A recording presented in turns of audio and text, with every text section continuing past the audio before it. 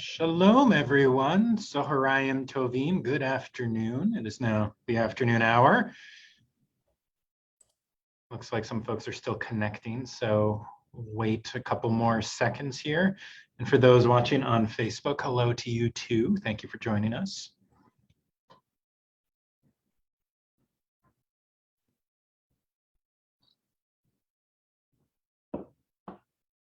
Okay, well, I think we will get started, and hopefully those of you who are still connecting to audio, I hope you can hear. And if not, you're just going to hear my random introductory ramblings. You're just going to miss that part, so that's okay. But I want to welcome everyone again, and this session concludes our three-part series on Jewish food from around the world. I'm very excited that this is a team effort. Rabbi Dreifus and I will be co-teaching today, so I'm going to kick things off and then hand it over to him. And then hopefully we'll have some time for discussion toward the end. So I will ask as much as possible to save questions and thoughts until the end of our hour, until the last 10 or 15 minutes or so. So what we're going to do today is talk about two Jewish holidays, the ones that we are right in between right now, and those would be the holidays of Purim and Passover. So I will be starting things off with Purim, and this is the one time I will ask for some questions, I will ask a question and ask for some feedback here. When I talk about Purim food, what comes to mind? What are some traditional Purim foods? Hamantaschen. Yes, thank you for the obvious answer. Hamantaschen. All right, what else?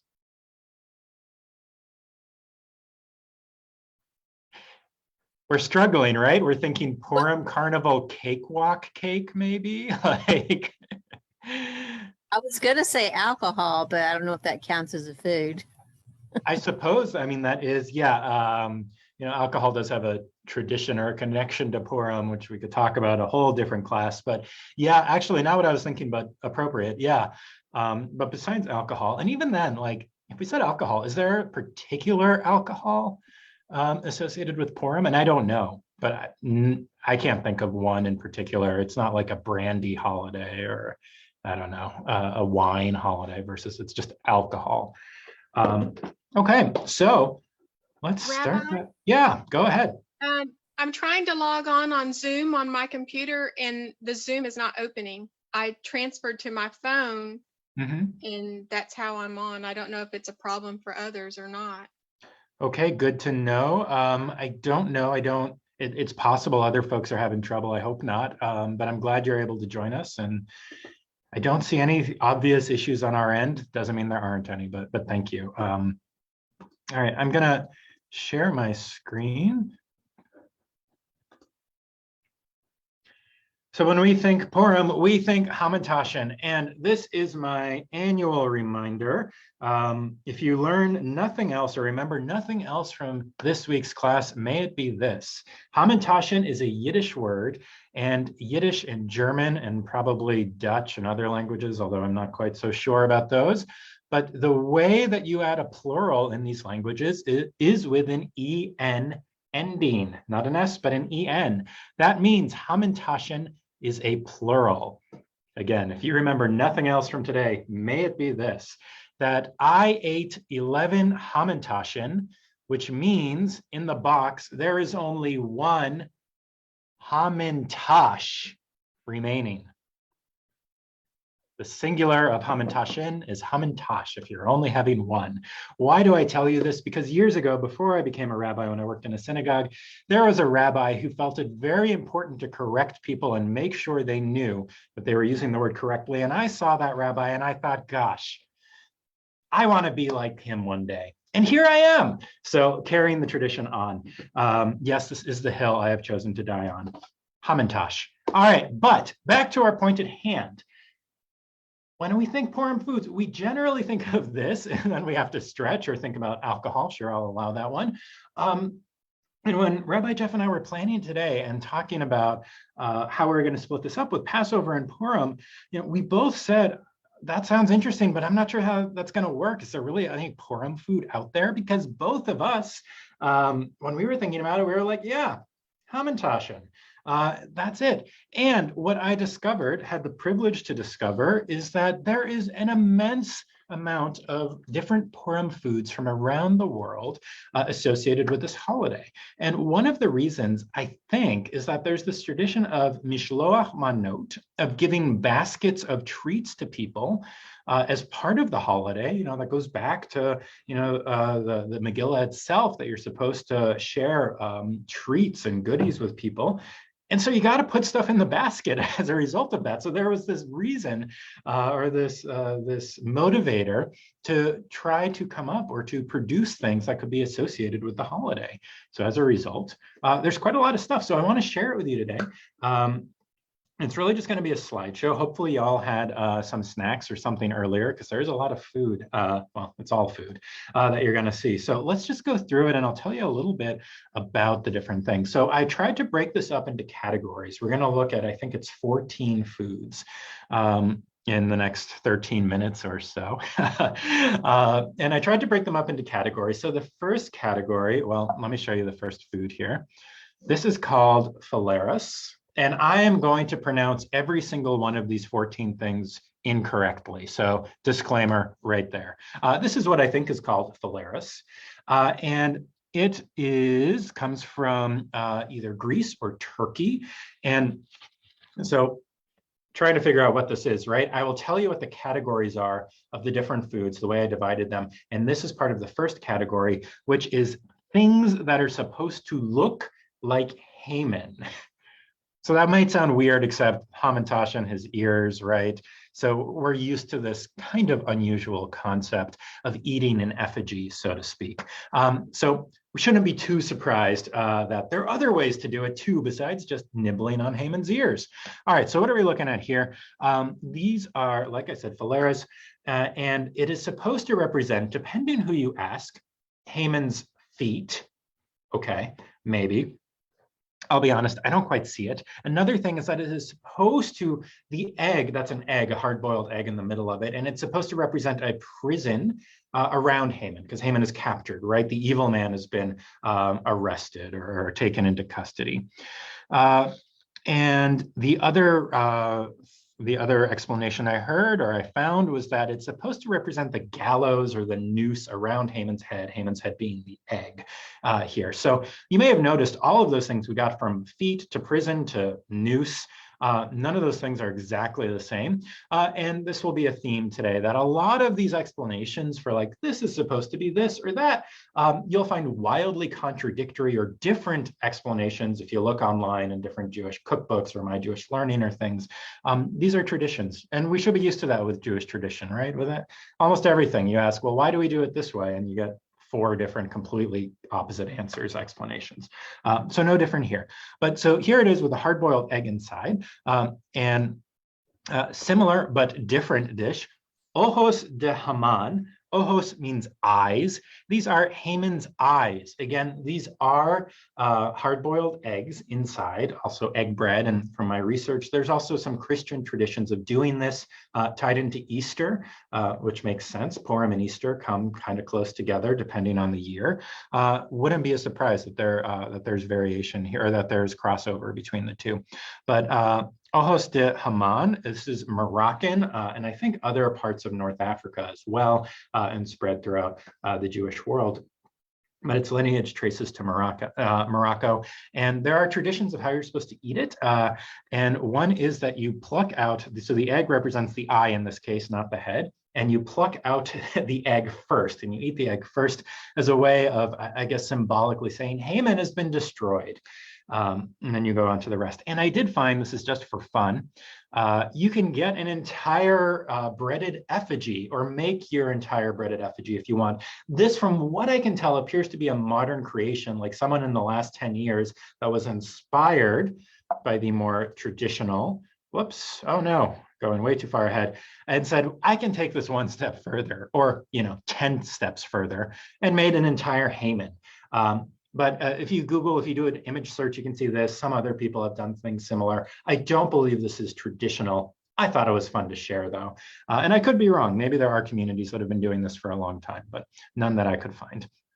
Okay, so we're still sticking with things that look like Haman.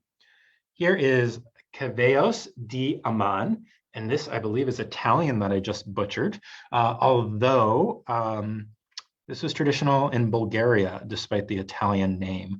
Yeah, so what is this supposed to be? This is Haman's hair, also known as pasta.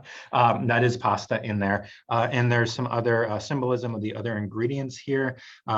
Olives and hard-boiled eggs are included, which are both traditional symbols of mourning. So this ties in with some of the Purim themes here that, we think of Purim as a party, a celebration. It is, but this was also, if you read the story, a time until the happy ending where the Jews all thought that they were about to be murdered, and that this would be, the end of Judaism in this community, in this land. So this kind of ties on with that element of the Purim story. And remembering the difficult time that it was. Okay, so that's Haman's hair. And finally, I couldn't find an actual name for this. If you Google it, you will find a million recipes. Haman's fingers. So we can finally, the last part of Haman that we can eat, at least that I have found. Oh no, I'm sorry, there's one more after this.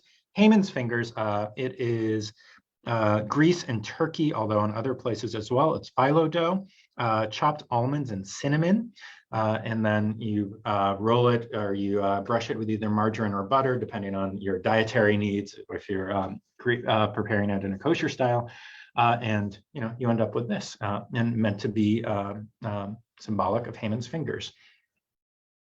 All right, and then we have Fezuelos. I'm sorry, I'm sure that one is wrong.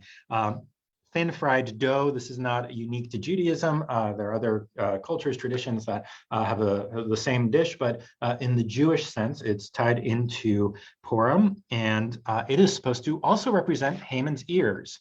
So we have, and if you look at it and say, that doesn't look like an ear, well, neither does a hamantashen. Does a hamantash, sorry, see what I did there. But it kind of does, right? All right, so that is all of the parts of Haman's body that we could eat. And now there are other things as well, other traditional dishes. These are nani berenji. Oh, and this category is stuff that is supposed to look like other stuff. It's a smaller category here. So these are Middle Eastern dish. These are shortbread cookies with black poppy seeds.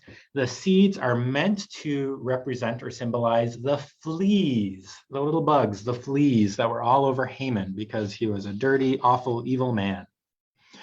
Which is an interesting symbol, or at least to my, when I was learning about it, to think of like having a symbolic pest on your food. But, it's just poppy seeds.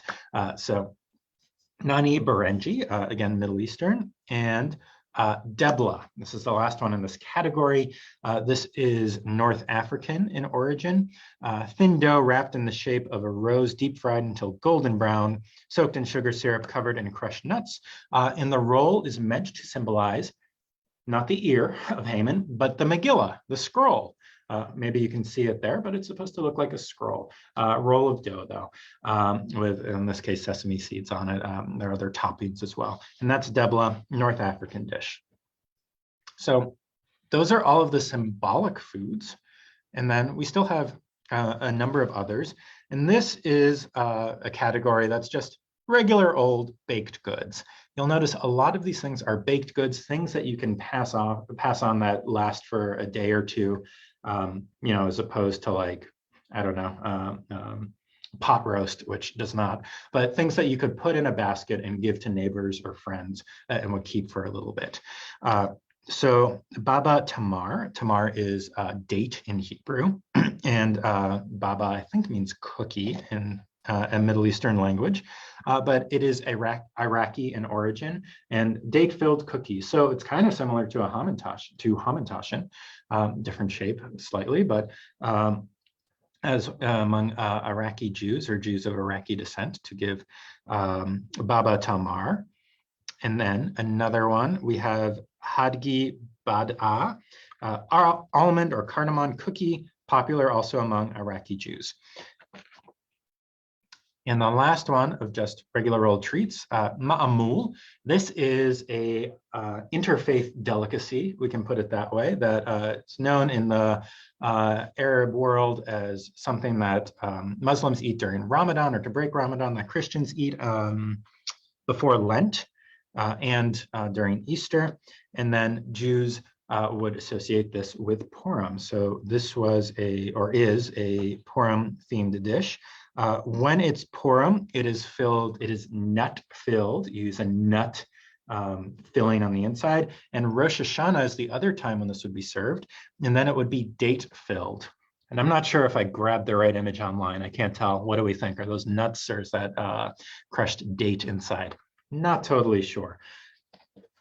All right, so that takes us through 2 of our 3 categories. And I want to stop for a second. And you may have noticed something of where in the world almost everything that I mentioned comes from, which would be the Sephardi world, or the non-Ashkenazi world.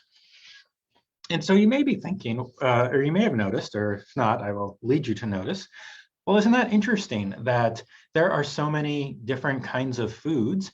How was it that in the Ashkenazi world, the Jews of Central and Eastern Europe, how did they end up with only a cookie, a Hamantaschen? How did that happen? Whereas there's such diversity in so many different kinds of foods in the rest of the Jewish world. And it's a trick question because the Eastern European or the Central European Jews did not end up with only Hamantaschen. There are Purim foods in the Ashkenazi tradition. So I want to share some of those right now. This is called koilich. And you may notice it looks like something we are familiar with, and it's hard to get a scale, but this is large, a sense of scale, that this is a large version of a challah. So you may have seen this, I've seen it in Israel, and I suppose in movies and film, that in certain celebrations, like weddings is where I think of it most, you'll see that there is a supersized challah served. And that actually, I always just thought, that's a big challah. And you have a big challah when you have a lot of people, like at a party. I didn't realize that. I didn't think much more about it than that. But it's a little bit more than that. So it's called koilich, whether it's for Purim or not. And the reason that for Shabbat, if you're familiar, a lot of people will have 2 challahs, and that's to represent the double portion of Shabbat, that the manna fell twice as much on Friday or on Erev Shabbat so that people could gather it up because the manna didn't fall on Shabbat itself, according to the Torah, since it's a day of rest. And so in keeping with that, you have 2 challah loaves, but you only need 2 challah loaves when it's Shabbat because of that. So if it's some other reason or some other time when you're having challah, then you don't need 2, you just have 1 and you can have a bigger one. So that's part of it. I'm sure a lot of it is also practical. Again, if you have 100 guests at your wedding and you're gonna say motzi over the challah, yeah, you wanna have one where you can give each person more than like a little crumb. But so that's koilich, and that's the name of it. But there is a special Purim koilich, as you see here. This one is extra festive. Let me see. Normally or traditionally, you could have raisins or something just sweet in it, but candy as well. And this would be served. This can be served during Purim, something festive, almost like a cake bread, right? So that's one thing, koilich. Another, which has a million different names. In Polish, it's głąbki, and I couldn't tell you any others, but there are many, and I couldn't pronounce any others for sure. Stuffed cabbage, so served in Lithuanian Jewish communities, Polish communities, Hungarian communities, probably other communities tied into Purim.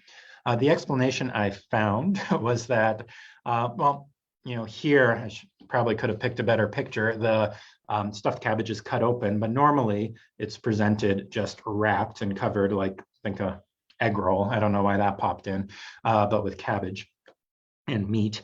And so normally you don't see the meat until you open it up. And so explanation I found on one website was that it's supposed to remind us of the secret power of God. God is allegedly hidden in the Purim story, but God is always there.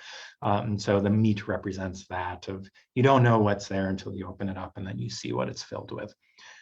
There are a million different explanations. I would say, as the person who's just no fun, that this is a very common dish in the region, Jewish or otherwise. So it's not a surprise Jews were eating it. And when anyone, incorporates a dish into their own culture, they give it meaning. And so that was a meaning. There are probably a dozen others for why this is connected to Purim. But stuffed cabbage rolls. And finally, one more extra fun. So I don't know if you recognize this. I recognize it from like tins of cookies that occasionally I find as a gift or something. So palmier, or if you're American, Palmer's, I think, but French. So French delicacy, French cookie, and French Jews did not invent this cookie, but began to eat it during Purim because it also has the shape of Haman's ears. So, I know I put this in the other category instead of foods that remind us of Haman, but wanted to also include it in the Ashkenazi category too, for another example here. So I believe that's the end. That's my slideshow, my adventure of the Jewish culinary scene for Purim. And I will just wrap up with a thought here of, we have all of these Purim foods, and there are more. This was not an exhaustive list. This is when I just felt overwhelmed and like, okay, I can't add any more to this, but hopefully a good sampling. But we have so many, including Ashkenazi foods. So it's not just an issue of, well, there's different food traditions, but most American Jews are Ashkenazi, so that's why we don't know about them. But even on the Ashkenazi side, there's a lot. So how could it be that all we know of is the cookie, or all most of us know of is hamantashen? And, I think that it has something to do with migration and what is it? Homogenation. That we had all of these local customs, and a lot of them, unfortunately, are probably just gone. But just in certain villages or certain regions of Europe, but then all those Jews, right, move in, end up in the Lower East Side or Galveston or wherever they end up, and those communities just all kind of come together. So you find some common denominators, things that get preserved, and the rest gets left behind. You have this choke point when this immigration happens. So a lot of the diversity of Jewish food culture, I think, got left behind, not just with Purim, but with everything, where we have like settled on, 15 dishes probably that we call Jewish food. I can guarantee you that there's so much more than that in Jewish history, in Jewish culture, wherever you're looking in the world. But because of just the way the migration worked to America, we settled on, the big ones, the matzo balls, the latkes, that sort of stuff. But we left a lot behind. So it's fascinating to be able to explore this and see all of this variation. It was eye-opening for me, and I hope it was interesting for you too. And this is easily accessible. Google Purim foods.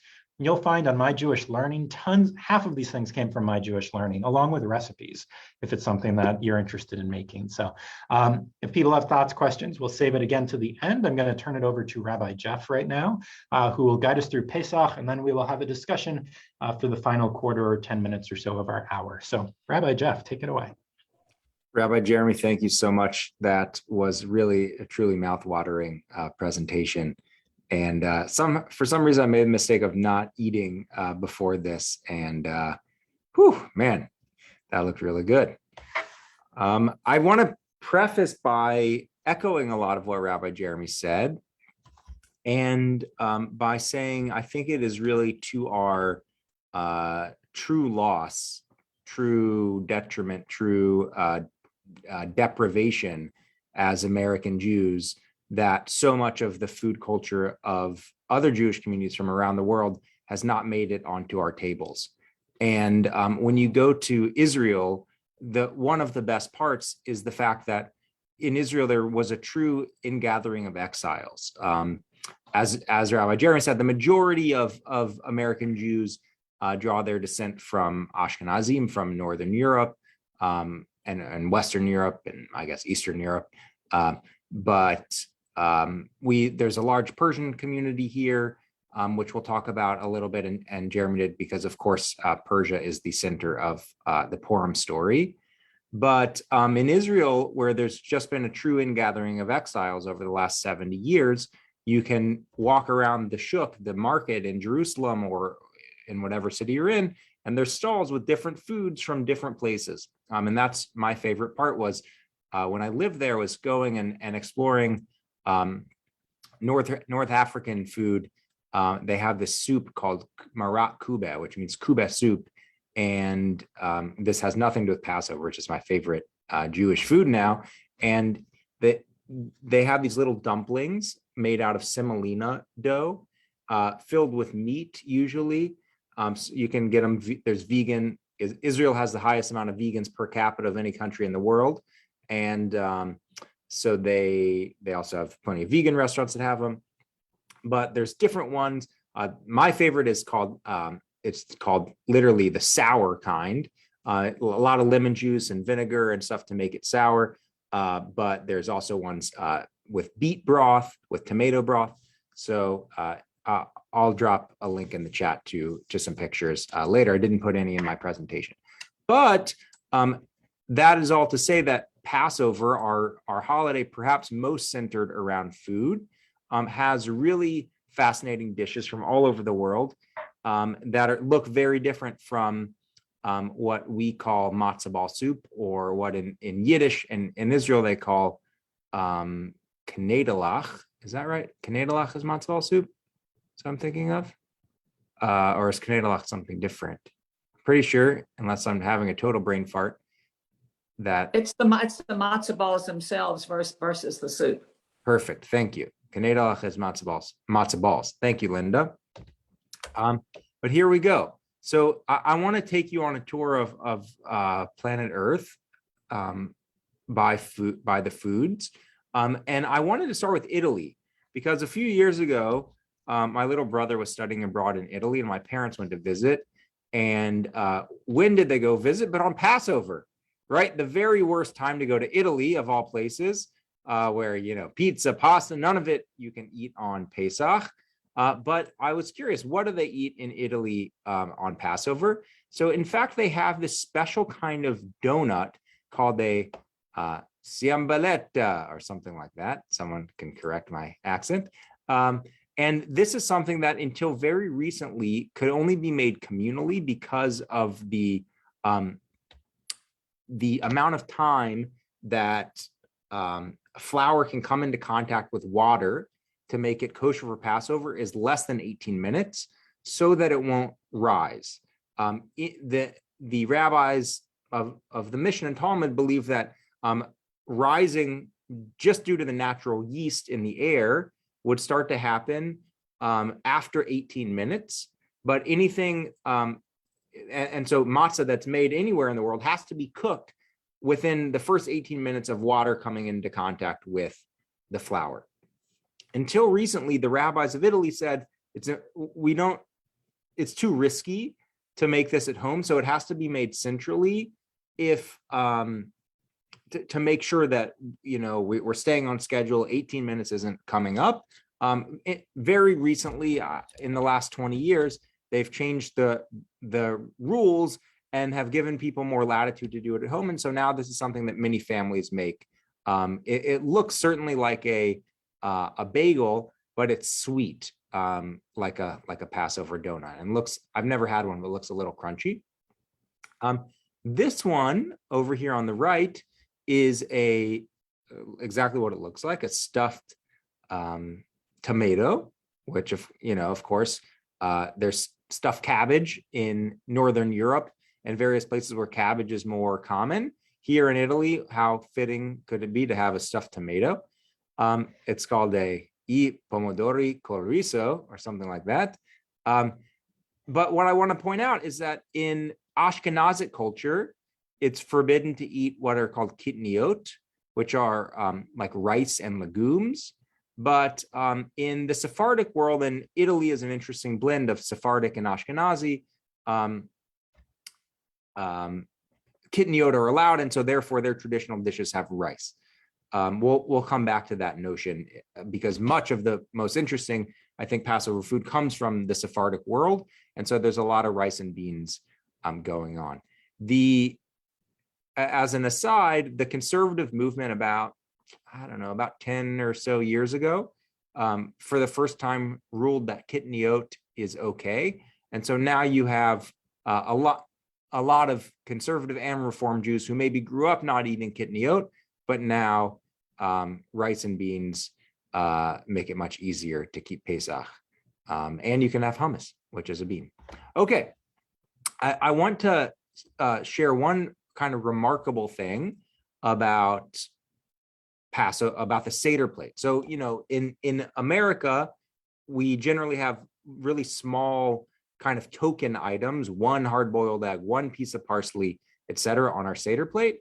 As a way of making the story more, just as everything in Italy is full, very full, their Seder plate, it's also full. So they say no symbolic portions, but a basket overflowing with greens. The bitter herb is, instead of just one little piece, it's a whole head of lettuce sitting next to a full stack of celery, eggs, matzah, salty water. And this was a little bit, I'll leave it to you to be the judge. They, instead of just the shank bone, they have a furry lamb's leg that we shampooed and blow dried for the occasion, really reminding us of the Paschal offering. And this is something we'll come back to also. Their haroset is not the traditional one that we consider traditional, with a little red wine and cinnamon and nuts and apples. Theirs also has nuts, but has blood oranges, almond sugar and blood oranges. And what is common is that every country, depending on the ecology, depending on what grows there, depending on what's common there, they have their own haroset, which is, just as a reminder, the sweet paste that symbolizes the mortar that bound the bricks that the Israelite slaves made in Egypt. Okay, Ethiopia. So most of the Ethiopian Jewish community is now in Israel, but there's still a significant amount that remain in Ethiopia. I'm just going to read two of these little quotes from an article about Ethiopian Pesach. The ritual meal took place outdoors by moonlight. The Jews sat on the ground, separated by age and gender, so that's definitely a difference as far as we're concerned. They traditionally had a very sparse meal of kita, which is Ethiopian matzah, and meat. And this is my favorite part. The whole meal was eaten very rapidly, as if indeed they were fleeing from Egypt. So not only do they tell the story, but the meal itself they eat rapidly to I guess spur on indigestion and to remind us of what it was like to leave Egypt. This is also a new tradition for me. Never heard of this before. To celebrate Passover and their past, the Ethiopian Jews break all of their old existing earthenware dishes and cooking utensils and purchase new ones. By doing this, they feel that they are breaking away from the past and getting a fresh start into a new life. So we talk about the fact that Pesach and cleaning all of our chametz, all of our leavened product out of our house is kind of an early and ancient form of spring cleaning. It's certainly an idea that Passover has kind of glommed on to a spring holiday of renewal. And so this is a really interesting symbol of renewals, starting fresh with new utensils. So this is a tradition. It's not a food, it is a food tradition, but it doesn't get eaten. If you haven't seen this, you're in for a treat. In Persia, Iran, but also Iraq and Afghanistan and other places in the Middle East, They have a tradition while they sing Dayenu of, well, you'll see.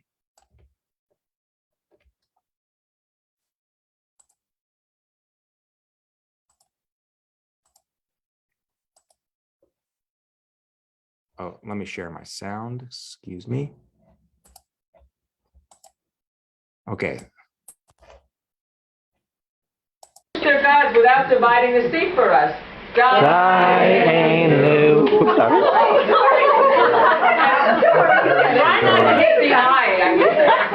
he divided the sea for us without leading us across on dry land. So this is a relatively tame example. I want to show you a bit more intense.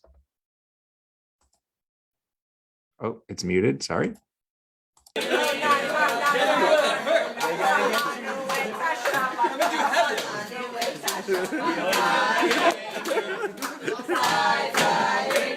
So as you can see, what are they doing with the scallions? They're whipping each other. They're slapping each other.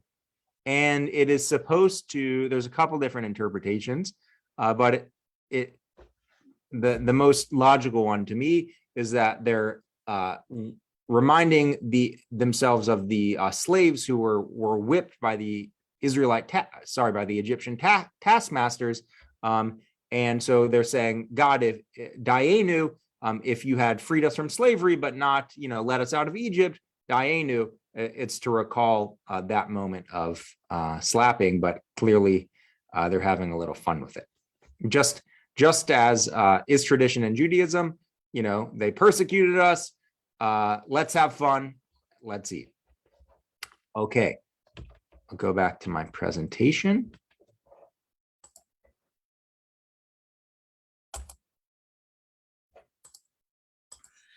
Thank you, Waynette, for the treat.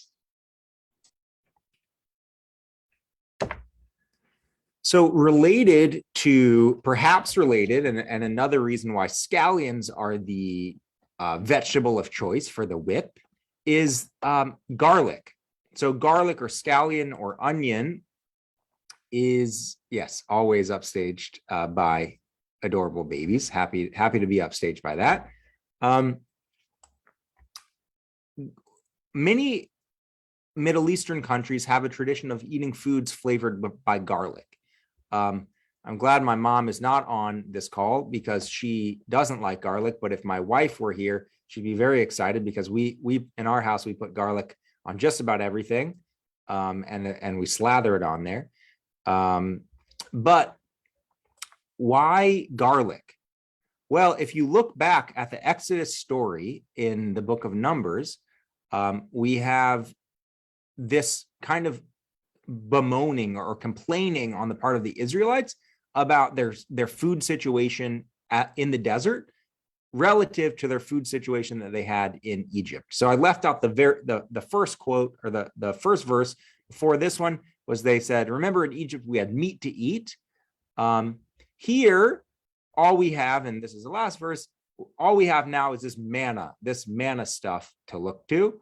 I remember as a little kid, Rabbi Greenstein explained manna to us as tofu. It's like the kind of thing that probably isn't a great consistency, and kind of takes on the flavor of whatever you cook it with, although they didn't have to cook the manna. We don't exactly know what manna was, but clearly the Israelites didn't like it. What did they remember the grasses being greener as being like? They said they remember the fish that we used to eat in Egypt, the cucumbers, the melons, the leeks, the onions, and the garlic. And now our gullets are shriveled. There's nothing at all but this manna, this gross manna tofu stuff, although I do like tofu. So many countries, including Morocco, including kind of all throughout North Africa and the Middle East, have garlic as a heavy part of their seasoning for this holiday. So in Yemen, and I just think it's so fascinating how every country takes such a different tact or a different thing that they emphasize. So back in Italy, to me, the biggest thing that they emphasized was the furry lamb leg. So remembering the Paschal sacrifice. In Yemen, they emphasize a different part of the Seder plate. They emphasize the egg. So traditionally, the egg represents a couple things. It reminds us of the Paschal offering as well. And that's why some families char the egg before they put it on the Seder plate.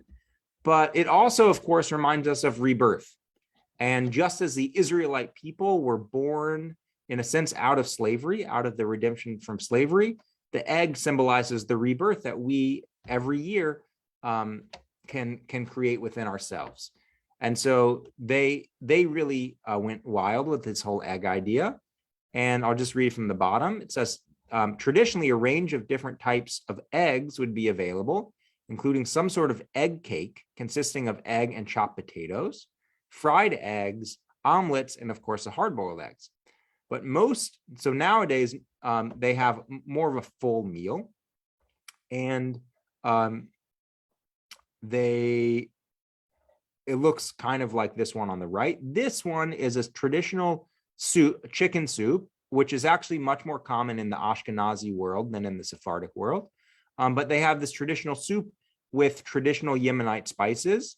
It's called like halawaj or something, the spice blend. But it gives it a typical yellow tint. But one thing I want to point out is that they have this special Passover bread that is not matzah. They do eat matzah that you can see over to the left that looks kind of like a matzah. But here, this is what you might think of more like an Ethiopian, what's Ethiopian bread called? Anybody remember? I'm blanking on it. But it's kind of like that, where it is a flat bread and it's certainly exposed for less than 18 minutes, but it is a little bit softer than a traditional matzah. I don't think it's good guess, Laura. The Ethiopian, injera. Thank you, Rabbi Jeremy. Exactly, injera. So a couple more I just want to share with you, and then we'll take time for comments and questions. Oh, thank you, Google and Rabbi Jeremy.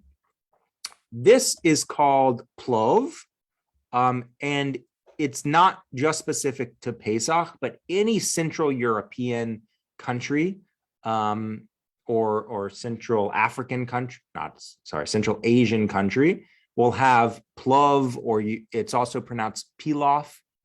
So like rice pilaf is similar to this plov. It's a Bukharan dish. Where's Bukharia? I'm actually not even sure if the place is called Bukharia or if the Jews from there are just called Bukharan Jews, but it's like Tajikistan, Central Asian republics that we have in modern day. They have a very unique culture that arose kind of in isolation from other Jewish countries and cultures.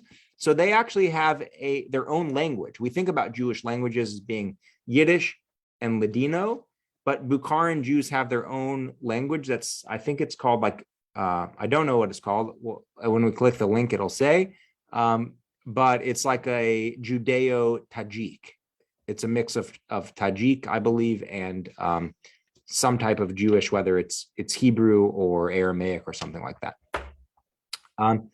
This looks quite delicious. The other thing I want to point out before we watch this video is that it also has kitniyot. They also eat rice.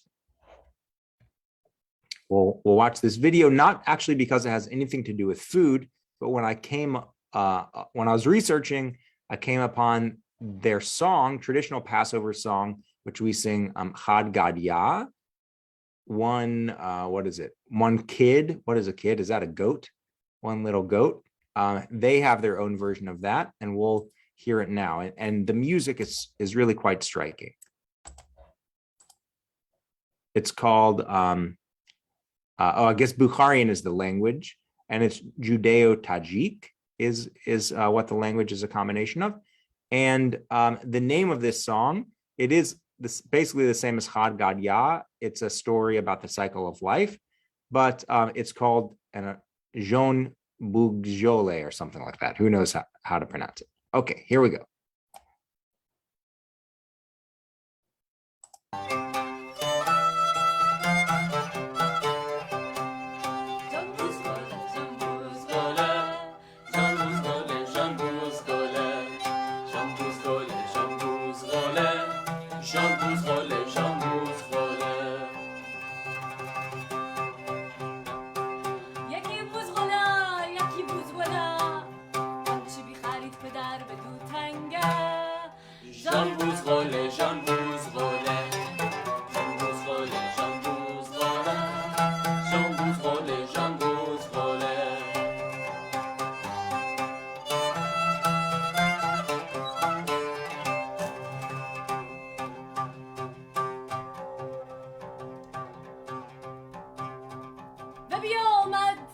پیشک و بی خورد به بوزغالا آنچی بی خرید به در به دود تنگه جان بوزغاله جان بوزغاله جان بوزغاله جان بوزغاله جان بوزغاله جان بوزغاله. So I'll drop the link in the chat if you want to watch the whole thing. It's really cool, and they actually have a little bit of Hebrew in there too. If you know the words Zachat Gadia, you can. They go back and forth a little bit. Where's the chat? There we go. If you want to watch the whole thing, but as you can tell, they have a very different musical style. What's the word?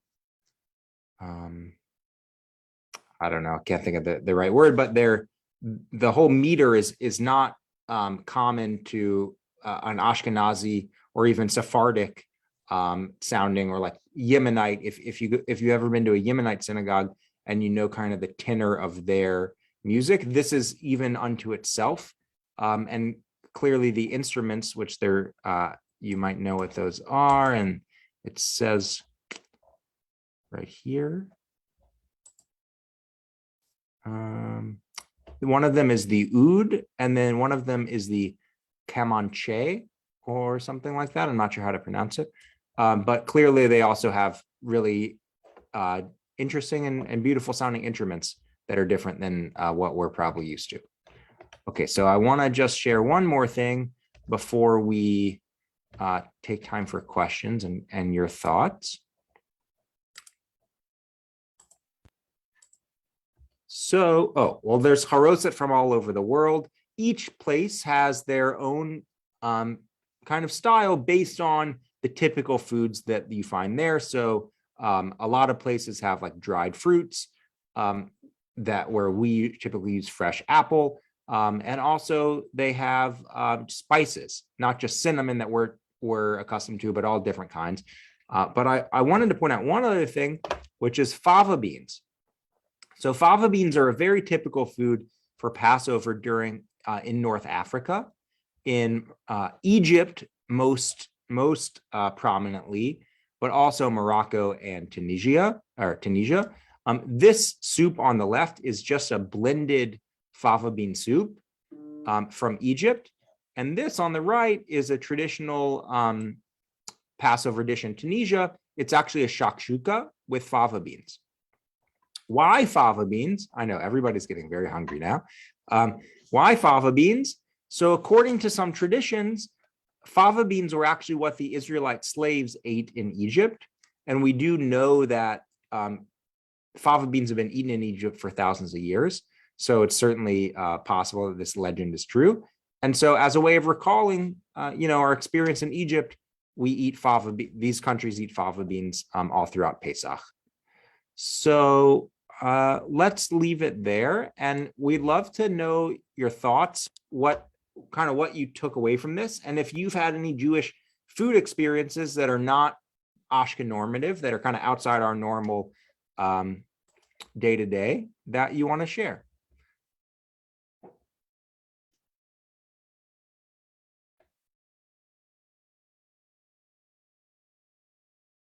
Rabbi, I'll share that at Pesach, when my grandmother of blessed memory was alive, and she was 100% Turkish. So, it was all Sephardic food. She made a spinach kugel, and I have the recipe for that now, and it is so fabulous. The flavor of it is similar to maybe kind of like a spanakopita, but the bottom of it is with, moistened matzah is the bottom crust, and then it's a spinach with egg and cheese kind of thing that's on top of it that you bake, and spinach kugel. Wow. It sounds delicious, and there are different. I came across one, and I'm trying to remember the country. Maybe I actually think, yeah. You say she was Turkish? Yes. Yeah, in Turkey, they have that meal. It's not a meal. It's not a dish that they typically serve at the Seder. It's because there's dairy in it, so they serve it at dairy meals throughout the week. During Pesach. during Pesach. Right, and that's exactly. I'm sure that's what my grandmother probably did, because we weren't kosher, but she was. So in her home, I'm sure it was served as you're describing. And another thing she made that was amazing, that was not for Pesach, but borekas. Oh my goodness, borekas. Ooh, so I want to jump in because one of my teachers in Israel said never make this mistake to us, because borekas are perhaps the most delicious of all Israeli foods. They're like puff pastry. I'm going to pull up a picture real quick, but they're like puff pastry filled with cheese or mushrooms or potatoes. But see, and maybe this is because she was Turkish, but it wasn't puff pastry. That's the difference. Really? It wasn't. And the pastry that she made, the dough she did it with, was beyond compare. It was just amazing. Wow. Look at that. And they're so typically so flaky and have a sesame seed topping. But the thing my teacher, Jeremy Lee, told us was borekas, this is exactly like what Jeremy said before, Rabbi Jeremy, borekas is singular. Even though it ends with an S, don't ever make the mistake. It's one borekas. Multiple is borekasim. And I don't even know what you'd say in English, borekases. So there, if you're in Israel, remember, borekas is singular. Other thoughts?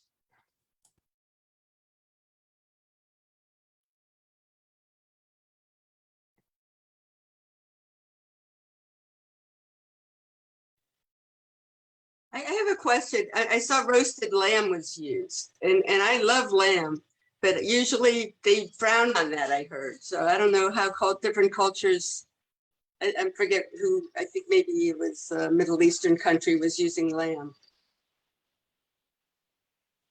Jeremy, do you want to touch on that? I'm happy to. Sure. What I can say, at least in Ashkenazi tradition, first of all, it would seem obvious, right, that based upon the Paschal lamb and centrality to the story, that shouldn't the Passover meal have lamb in it? Wouldn't that be obvious? But I have never been to a Seder in my admittedly Ashkenazi bubble where lamb's been served, and part of that is because the Paschal lamb was also the Passover sacrifice in the temple in commemoration of the Exodus. Temple was destroyed. The rabbinic tradition said, all right, enough of, we're obviously not sacrificing or offering lambs anymore. We're not eating them either. And so it became frowned upon. Now, that was great catching it, because it didn't even occur to me, but what Jeff mentioned, or Rabbi Jeff mentioned about, lamb being part of the menu in Mizrahi or Sephardic communities. So I'm not familiar with it. I can't give much more of an answer than that. I don't know if Rabbi Jeff, you have anything to add to it. Yeah, no, that's a great answer. And I do think that's where the taboo came from, was not wanting to kind of replicate the offering that was made in the temple, the specific Passover offering. But I did come across and I'm looking, this is a really wonderful book that I got in preparation for this class and have been blown away and just salivate every time I open it. It's called The Book of Jewish Food, an odyssey from Samarkand to New York, with more than 800 Ashkenazi and Sephardi recipes. Highly recommend. But what I love about it is it has a lot of stories and explanations about the evolution or the history or the meaning behind the foods, not just the foods themselves or the recipes themselves.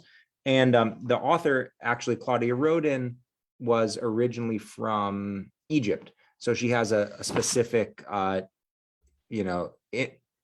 additional knowledge for Middle Eastern cuisine. But they did mention that in this book, and I'm trying to find why. And I think it's mainly in Sephardic countries where that taboo or that custom of not eating lamb was not as prominent. But I can't find it right this second. I would just like to also say, hello. I live in Jacksonville. My friend Irene is from Miami, Warner. She told me about your congregation and she suggested I watch. This is very cool what you're doing. What I was going to say, when I lived in Miami, I was part of a conservative synagogue, very active, and we were like the diaspora there. We had people from all over South America, Central America, Europe, whatever, Israeli, Greek. And we had a Seder in like 5 languages. We took turns with different languages and then that was pretty cool. We kind of brought in a lot of, with the Spanish, Ladino, we just kind of played with it. And then all the foods too. So. Wow. Well, thank you. Thanks for being here, Martha. And you're welcome. I'm so glad that you found us, and come back anytime. And I love Irene Warner. Tell her Wendy says hello.